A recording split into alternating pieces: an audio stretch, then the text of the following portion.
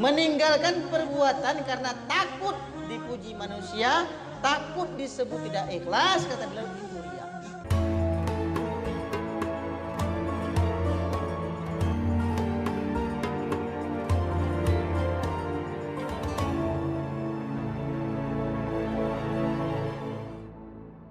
Meninggalkan perbuatan karena takut dipuji manusia, takut disebut tidak ikhlas, kata beliau, itu riya. Meninggalkan perbuatan dikarenakan takut manusia, riya itu. Karena artinya kita meninggalkan amal karena orang, bukan karena Allah. Sebaliknya, al-amalu li ajlin nas, kita berbuat baik, beribadah karena manusia, itu syirik. Karena beramalnya bukan untuk Allah tapi untuk manusia. Jadi serba salah. Meninggalkan salah, beramal juga salah. Jadi yang kita lakukan tengah-tengahnya. Kondisi apapun dilihat sama, mengkontrol hati kita. Ada kontrolnya. Nah, itu yang kita lakukan. Nah, baik. Riya kapan bisa muncul? Hadis riwayat Imam Ahmad, sesungguhnya perkara yang paling aku khawatirkan kepada kalian adalah syirik kecil, yaitu riya. Atau misalnya yang terjadi di sekitar masyarakat kita, misalnya seperti mohon maaf ya, yang kira-kiranya kalau memang tidak sesuai dengan orang melakukan walimatul haji misalnya, atau walimatul umroh dengan tujuan agar orang lain tahu bahwa saya ini calon Pak Haji, calon Bu Haji. Itu udah di awal udah muria itu sebenarnya. Ini tergantung niat ya. Tapi kalau misalnya dia mengundang masyarakat jamaah untuk mendoakannya, tidak ada maksud apa-apa kecuali minta doakan, saling memaafkan. Hati bisa dikontrol bahwa itu bukan sebuah perbuatan riya, syah insyaallah. Jadi banyak orang yang kemudian ketika dia beramal pun amalnya langus dikenakan riya yang kemudian muncul di awal sebelum dia beramal. Atau ketika sedang beramal. Ketika sedang beramal, tadi sepertinya lagi sholat ada orang yang kita segani, itu lagi beramal itu. Atau ketika sesudah beramal, lama-lama itu amal kita lakukan. Tapi kemudian mun ndak ada aku. Ndak udah. Mantap SMP 2 Sijuk misalnya. Ada pengajian. Kebetulan dia nyebut di sebelah kita. Pak itu pun aku dulu mau pengajian. Bagaimana agar kita ikhlas? Agar kita ikhlas, pertama kita harus tahu ilmu ikhlas dan memperbanyak tadribat, memperbanyak latihan ikhlas. Latihan. Kalau misalnya hari ini kita bekerja karena ingin dilihat orang lain, esok kendalikan pula hatinya. Ya Allah, muncul dia, Bu. Pak, muncul dia. Alhamdulillah dilihat Bapak ini. Besok muncul pula dia. Alhamdulillah dilihat Bapak ini. Kendalikan ketika dia masuk. Astagfirullahaladzim. Tadi niat akulah berubah, luruskan pula. Nah, ini susah latihannya susah. Ini berat, harus lama prosesnya. Sampai kita benar-benar nanti ujung-ujungnya jadi manusia mukhlasin. Mukhlasin itu berbeda dengan mukhlisin. Kalau di ayatnya mukhlisin. Kalau mukhlisin ini kita nih masih belajar ikhlas. Kalau mukhlas, orang yang dia beramal sudah tidak lagi dia memandang orang muji tidak muji, tapi dia menikmati proses ibadah tersebut. Allah Subhanahu wa taala yang akan membalasnya. Faqul i'malu fa sayarallahu amalakum wa rasuluh. Beramallah kita semua Bapak Ibu sekalian, maka yang akan membalasnya, yang akan melihatnya adalah Allah dan Rasulnya dan orang-orang yang beriman. Saya sering merasakan itu. Ketika kita berusaha untuk jadi orang baik, itu walaupun tidak dibalas kontan oleh Allah Subhanahu wa taala dengan yang kita inginkan, Allah balas dengan bentuk yang lain. Yang penting itu benar kita niatnya. Harus ada latihan. Ilmu ikhlas hari ini kita pelajari. Tinggal bagaimana latihan kita berbuat ikhlas. Kedua, sedapat mungkin kita rahasiakan ibadah kita. Kalau kita bisa rahasiakan. Kalau misalnya bentuknya kita, kan ada firman Allah Subhanahu wa taala dalam surat Al-A'la, fa amma bi ni'mati rabbika fahaddits. Adapun dengan nikmat-nikmat Allah maka kabarkanlah, beritahulah orang lain.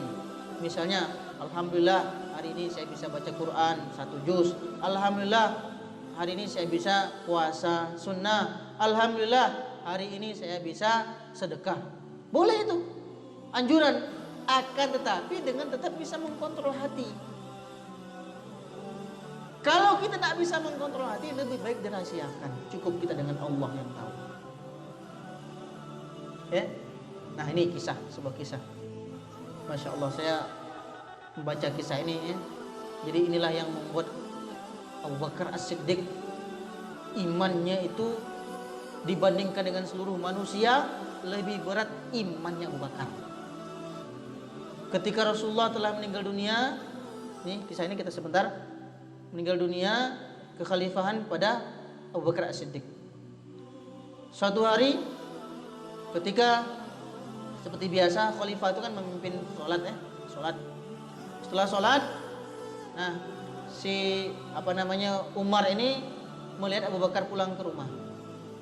Karena ada sebuah keperluan, Umar bin Khattab kemudian pergi ke rumah Abu Bakar, ini mungkin membicarakan sesuatu. Pas sampai di rumah, Umar bertanya kepada istrinya, Assalamualaikum warahmatullah. Di mana Abu Bakar As-Siddiq? Mohon maaf Umar, kata istri Abu Bakar biasanya kalau habis zuhur sampai asar beliau tidak pulang ke rumah, tidak balik ke rumah. Berkata Umar, tadi kami lihat beliau balik ke rumah.